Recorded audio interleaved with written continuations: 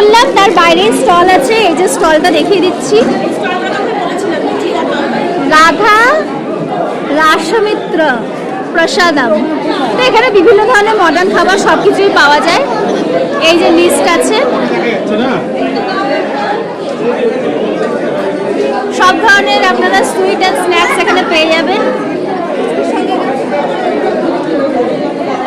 সকালবেলা যে খাবারের দোকানের কথা বলছিলাম সেটা এখান থেকে আমরা নিয়ে গেছিলাম, দারুণ খাবার ছিল। আর মিষ্টি যেটা পান্তুয়া খেয়েছিলাম সেটাও অসাধারণ ছিল।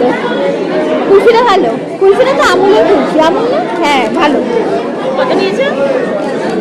এটা 20 টাকার কুলফি। 30 টাকা